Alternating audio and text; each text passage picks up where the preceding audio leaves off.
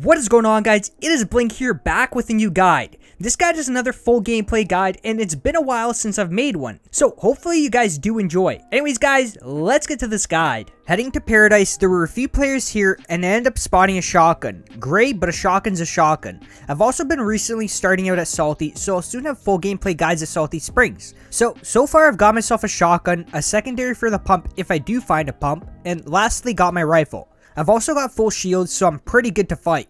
A pump would have been a nice addition, but we can work with this. I spot a player up ahead, and I tried getting off a few shots with my AR first, just so I have an easier time using the gray shotty. The gray isn't the greatest, and it can be a big disappointment at times, although if you've got that secondary weapon to the pump, like the drum gun, P90, or SMG, then you can use one of those first before switching to the tactical shotty. This player ends up boxing himself in, which wasn't smart. You can see the spot he boxed himself in doesn't give him the right side peeking angle, so he made it much harder on himself to peek me. Since I had the angle, I was able to expose only a little bit of my character model to make it harder for him. The smart thing he should have done is held that right side peeking angle or made a zone.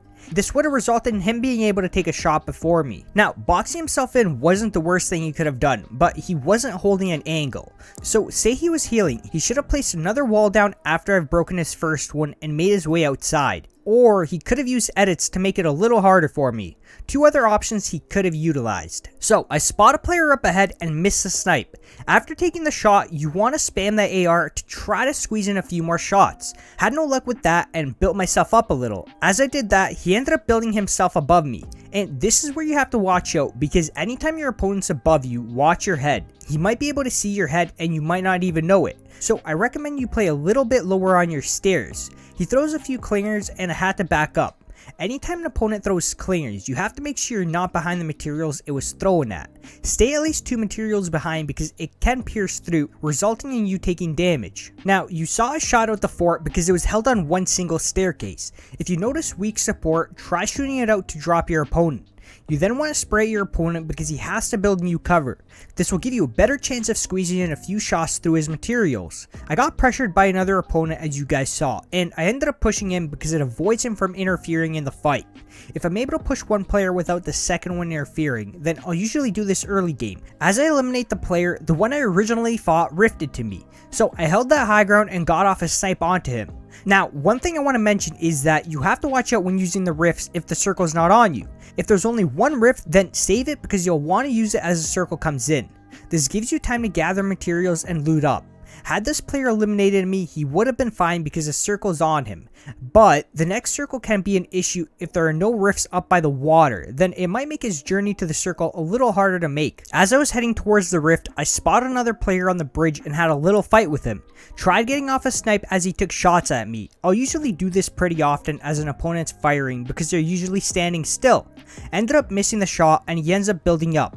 And this is where you utilize that floor wall method of building. If you know you're going to be above another player, you want to add the floors to give your ramps more support. I shot him out and he ends up taking a little bit of damage and would have taken a lot more had he not landed on the top of the bridge. So that did save him. Now, this is where you spray down your opponent as he's below you.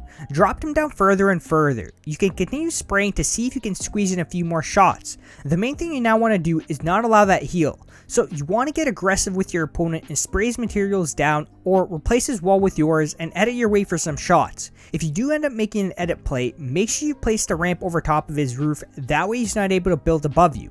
Now, I ended up shooting the floor that he was on because he was still on the bridge. This allowed me to drop him to the ground even further, resulting in more damage. You guys also saw I crouched up and down as I sprayed him. I did this because he ended up peeking as I sprayed. The crouch can throw off his shots, especially if he has a sniper.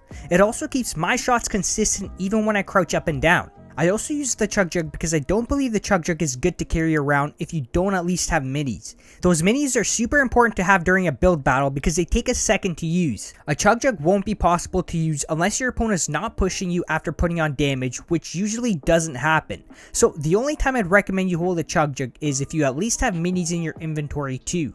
Rifted towards a big fight up ahead and actually spotted an opponent building up to my right. So I changed my pathway and landed up on the tower. This player wasn't the greatest because he just kept running and building, and there's not much I can talk about here because it's pretty common to take shots sooner or later, just never pulled out his weapon. I quickly looted him up and made my way towards the fight. Now the fight did end and there was only one player left. tried getting off a snipe and never hit it, so I pulled out my AR to continue the spray. Now, I expected him to at least build a wall to stop my shots, and he just never did. Was kinda confused because they did have a massive build battle, so he knew how to build, although he might have had no materials, which was probably the issue. Now, I end up spotting a player at the edge of the storm, and I push towards the house because the house is the most stable high ground to be on. And if I need to, it would also allow me to build a little higher without taking damage because I'd land on the roof. As I get to the top of the house, at an instant, I start taking shots towards this player since the storm's coming in. He's forced to push up as I shoot, and this will give you a much better chance of putting on damage towards your opponent because he can't sit back and wait until you need to reload. You'll have to run into most of your shots as he builds. The whole time, I'm trying to keep him inside the storm as long as I can to continue lowering his HP. He does get out, and I do continue to put on the pressure towards him because he's not really applying any pressure back. I've explained in the past to apply pressure back to your opponents if there's just no chance of healing. You want to put on some damage towards them, that way it slows down their aggression. I was full out aggressive because he never pressured me back. Had he put on some damage, I would have played it a little safer. Now, up ahead, I spot a player and he doesn't end up jumping while running, so I can tell he might not be the greatest player. Never shot because I knew he's going to either hit a tree without jumping up and down or just do something to give me an easier shot. And he goes right for the full shield to heal up. As he does that, he doesn't build and he ends up standing still, which allowed me to get an easy snipe. Not building cover as he healed resulted in him getting eliminated. In some cases, I won't build myself cover to heal if it's a mini or sometimes a big shield. And if I don't build, I at least spam the crouch key to not give any of my opponents an easy shot to hit. Just one tip to take a note of, although try to get in the habit of building most of the time. Up ahead, I head towards a random structure and hear someone build something. At that moment, I built myself above this player and he's now going to fight me from below. He ends up trying to build up towards me and just ends up taking a lot of damage because I'm able to notice it. Ended up pushing towards him since he's super lit. It grants me an easy kill. Now, the mistake he made was building a staircase with his back turned. If he's going to turn his back, he should make sure to build with a double staircase. That way he's got more support. That's basically the main mistake he made. It ended up with him taking a lot of damage. As I'm looting this player, I get pushed by another player and it was a race to the high ground. He did shoot me down the first time, although I was still able to recover that high ground. Now, I've got the high ground and I'm going to keep that pressure on him. Ended up shooting down his ramps pretty easily because he never built any sort of support for the ramps. If you're going for a push on a player, make sure you've got more than a staircase in front of you, although you guys already know this. Now, one of the reasons why you want to apply pressure from the high ground is because you got the headshot angle on your opponent. You also have the peeker's advantage in most cases. This player kept running and running, and don't let him get away. Follow his every move as you're holding down the high ground. I actually almost ended up getting eliminated because I missed a good chunk of my shots. So yeah, you want to try hitting most of your shots or things can get real bad real quick. Healed up and I ended up with 75 HP with full shields, which is still pretty solid. Headed towards a fight up ahead and I tried pushing one of the players to my left, although I got pushed by the player to my right. So instead of me taking shots from above, I went down and took straight on shots on this player. The reason I did this was because I'm not in risk of getting shot in the back because I'm behind all the materials I built.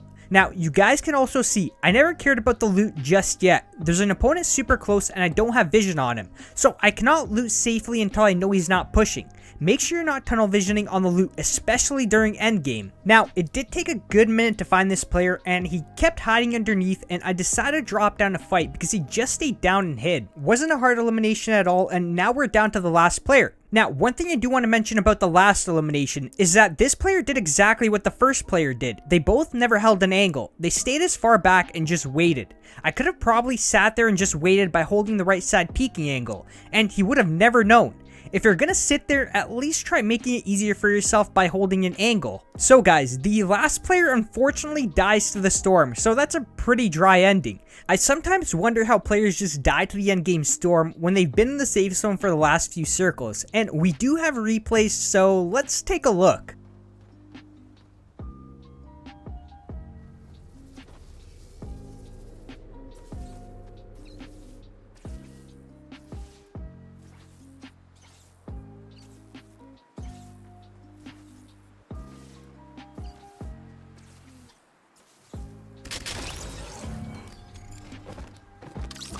Yeah, I'm wondering how he knew how to get to the safe zone every other circle, and by the last one, he just forgets what's going on.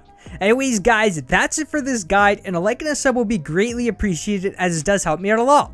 Thanks for watching, and hope you have a great rest of your day and night, and I'll see you on the next one.